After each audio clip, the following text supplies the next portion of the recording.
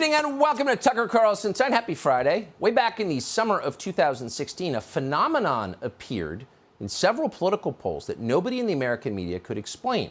Donald Trump seemed to be performing exceptionally well among Hispanic voters in Florida. It was bizarre. So bizarre that everyone knew it could not be happening. It was scientifically impossible.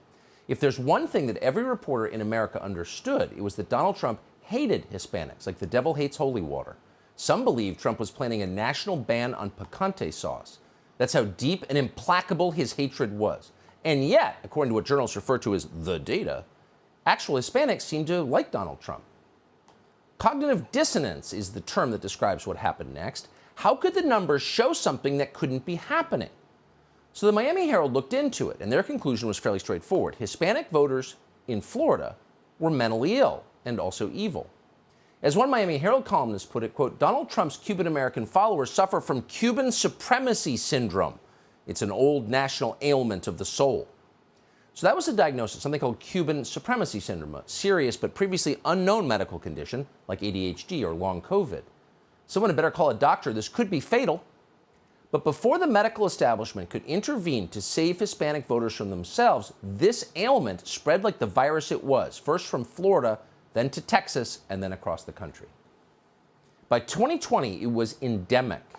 In the presidential election that year, Donald Trump, the guy who wanted to build a wall, became the first Republican in history to win Zapata County, Texas. Zapata County, Texas is approximately 94% Hispanic, 94%, and he won. For the Democratic Party, this was an emergency, made worse by the fact that there were no Cubans in Zapata County, Texas. It's pretty much all Mexican American. So Cuban supremacy syndrome could not be the cause of it. And that's when a man called Eduardo Gamarra came to the rescue. Now, Gamarra is a blue-eyed college professor from Florida who has somehow convinced news organizations that he is the world's authority on what recently arrived poor people from Central America really think. And he had a new diagnosis. Gamarra, NBC News reported, found a, quote, casual link between misinformation and disinformation and how Spanish speakers have voted in recent elections. Of course, it was obvious Putin did it, just like Putin caused inflation and monkeypox and that war in Europe. According to Professor Gamarra, Hispanic voters were just too stupid to realize what was going on. They had no idea they were being fooled. They're just too dumb. To Democrats, this explanation made perfect sense. Of course, and they bought it. A survey last month from WPA Intelligence found that more than half of CNN and MSNBC viewers now believe that, quote, disinformation is compelling Hispanic voters to vote Republican. Here's NBC, quote, news. It's a phenomenon that's having real-world effects. In Florida, 40% of Cuban Americans say they don't believe President Joe Biden was legitimately elected. And given that Latinos spend more time on social media than their non-Hispanic white counterparts, it's a problem that's not going away.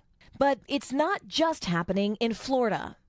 In Texas, Democratic strategists are sounding the alarm about a wave of misinformation aimed at Latinos heading into 2022. Did you hear that? Democratic strategists are sounding the alarm that Latinos spend so much time staring glassy-eyed at their phones that they now have questions about the fairness of the last election. Huh. How to fix this? Obviously, we're going to need a lot more censorship to keep this disinformation away from all those gullible Latinos. Someone get Mark Zuckerberg on the phone immediately. It's hilarious. The bad news about the Democratic Party, obviously, is that it has become authoritarian. The good news is it remains ridiculous. These are people who believe their own improbable propaganda. So that's not the real explanation. So what is the answer? Why exactly are Hispanic voters moving to the right? They definitely are.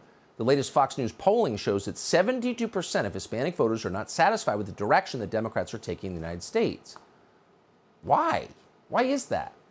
What problem do Latino voters have with the Democratic Party? Well, the answer might be as obvious as it seems. They just don't like what we've got now. It is entirely possible that, like all normal people, Hispanic voters have come to despise the entitled urban liberals who run everything. And why wouldn't they despise them? Those people are absurd. Not a single word they utter is sincere, ever, and everything they touch turns to filth. We could give you countless examples of this, but we're just going to pull one from today's news. Washington, D.C. Councilmember Brianne Nadeau has long promised to love and protect illegal aliens in Washington, D.C. And thanks to her and many like her in local government, the District of Columbia is now a, quote, sanctuary city. That's how much they love illegal aliens. Brianne Nadeau especially, she loves them. And yet the moment actual illegal aliens showed up in Washington, D.C., sent by the governor of Texas, Brianne Nadeau became completely hysterical about it. Watch this. It's been said, but it's worth reiterating, that the governors of Texas and Arizona have created this crisis. And in many ways, the governors of Texas and Arizona have turned us into a border town. They've turned us into a border town. Really? Why is that bad? What's wrong with border towns? Weren't you just telling us, Brianne Nadeau, how great border towns are? So much diversity, so much strength. But as it turns out, and this probably won't shock you, Brianne Nadeau didn't mean any of it. Brianne Nadeau doesn't want illegal aliens in her neighborhood any more than the overwhelmingly Hispanic voters of Zapata County, Texas want them in theirs. So what would that make Brianne Nadeau? Well, a disgusting little hypocrite. You knew that already. A lot of Hispanic voters are learning it now. So there's that, the basic repulsiveness of Democratic Party leaders, by the way, nearly all of whom are openly hostile to the historic Christianity of Latin America that a lot of immigrants still believe in. But then there's also crime. Crime's the big one. It seems likely that more than any other issue, crime, the increase in crime in the United States, is moving Hispanic voters to the right. They see, as we all see, liberals aggressively encouraging crime. Crime destroys their neighborhoods. Crime destroys the lives of the weakest. And these voters, like all voters, watched Nancy Pelosi call MS-13 children of God. At the same moment that MS-13 members were hacking Salvadoran immigrants to death with machetes. Do you remember when Pelosi said that? Here it is. We're all God's children. There's a spark of divinity in every person on earth. And so when the President of the United States says about undocumented immigrants, these aren't people, these are animals, you have to wonder, does he not believe in the spark of divinity, the dignity and worth of every person? So they watch someone who clearly doesn't actually believe in God invoke God repeatedly to defend something that's completely indefensible. Just a year before Pelosi's heartfelt tribute to MS-13, an MS-13 gang member stabbed a man outside Washington more than 100 times and then beheaded him and ripped out his heart. That was a child of God? No, Trump was right. That was an animal. Hispanic voters can see that. Most of them did not go to Yale Law School, to their great credit. Just days ago, a man called Jose Rafael Solano Landeta beheaded a mother on the street in Silicon Valley. Her 2 young children watched as he murdered her. Now, who was this man? We reached out to San Mateo County Sheriff's Office officials to learn more about him. We asked, was he here in the country illegally? And here's the response that we got. Quote, I'm sorry, I'm not able to share that information. Well, why is that? Well, we can guess why. Because, of course, there's a very high chance that this man was in the country illegally. And not by accident. Democrats have suspended border enforcement to win the love of Hispanic voters. What they apparently did not realize, because they're not super bright, is that Hispanic voters don't want violent lunatics in their neighborhoods either. They're not into beheading people. Who knew? And there's one other factor that may be moving this large and centrally important group of voters to the right. People whose families have immigrated from the third world may be more sensitive than most to the importance of the rule of law. The rule of law is the one thing that America has always had that the rest of the world has not. That's why people come here. And most immigrants consider it important still. Liberals do not consider it important. They're working to end it. Equal protection under the law is disappearing. At every level of American life, liberals apply an obvious double standard, and that double standard is based on race. That would be matters of education and employment, obviously, but also matters of law enforcement and criminal justice. Liberals put up with certain behavior from some people that they would never accept in other people. That is the definition of unfairness, but you see it every single day. Remember the arrest of that Dominican bodega owner in New York? The guy was violently assaulted by a man whose girlfriend had tried to rob the store. The bodega owner tried to defend himself, and he stabbed his attacker, as most people would. Authorities in New York charged that man with murder and sent him to jail. And everyone could tell this was a double standard. Would an elderly black bodega owner have been arrested for stabbing a Dominican attacker? Obviously not. No one said it, but everyone saw it. And everyone understood the unfairness of that, including Hispanic voters. Why would they like it?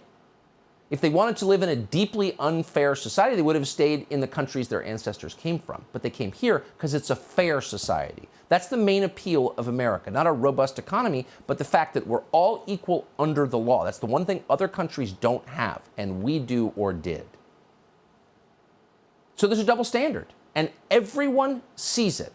And it's not just the level of bodega owners, it goes to the very top of the Democratic Party, to its top candidates. In South Carolina, for example, Democrats have nominated a Senate candidate, U.S. Senate, called Crystal Matthews. Crystal Matthews was caught on tape recently by James O'Keefe's group, Project Veritas, openly advocating for punishing people because they're the wrong skin color. Not exaggerating it. Here's the tape. My district is heavily Republican, and it's heavily white. Wow. I'm not a stranger to white people. I'm from a mostly white town. Yeah. And let me tell you one thing. You gotta know who you're dealing with. Like, you gotta treat them like shit. Like, I mean, that's the only way they respect you. Gotta hurt white people, or they won't respect you. She said that. That video is real. And yet somehow, no one seems to have noticed. Crystal Matthews is not on the front page of the New York Times this morning. There was no Justice Department investigation into her. That's weird, and everyone knows it's weird. But it's hardly the only shocking news story that's not being covered as a news story. Also missing from mainstream coverage is this video from Memphis of a young criminal promising to murder white people because of their skin color. He already shot a white old man. I'm finna shoot a white old lady. While grandkids in the car. So that video was recorded just a day after the rampage, the murder rampage in the same city, Memphis, committed by a felon called Ezekiel Kelly. Ezekiel Kelly, like so many people who've committed murder recently, was let out of jail early. But no one in charge in the Democratic Party in Memphis seemed bothered by that. In fact, while he was killing people, a state representative in Tennessee, a Democrat called Antonio Parkinson, complained that the real problem was police might hurt Ezekiel Kelly. That was his main concern. Quote, "This is unbelievable. Ezekiel Kelly will probably be killed tonight at the hands of police. We are losing our children," he wrote. Really? That's your concern? So in all three of these stories we've just reminded you of, the bodega owner in New York, Crystal Matthews in South Carolina, the anti-white violence in Memphis, no one's noticing. Joe Biden's DOJ is standing back and doing nothing. In other words, they're allowing violent race hate to flourish in the United States. At the same time, they're telling you white supremacy is the biggest threat we face. This is terrifying on many levels. But above all, once again, it is an attack, not on any specific ethnic group, but on a principle that protects all of us. And that's the principle of equal justice under the law. If you move to the United States from Latin America hoping to live under a fair justice system, this might bother you. And a lot of people are bothered. They didn't want to live in Honduras. That's why they moved here.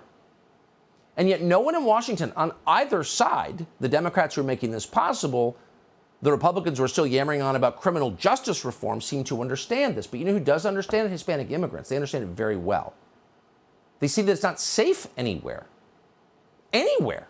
Not just in the so-called bad neighborhoods, but in the so-called nice neighborhoods. The ones they live in or want to live in. This video is from Sunday. It was taken in a Chicago suburb called Lakeview. 3 men attack a woman on the sidewalk in front of her home. Watch this.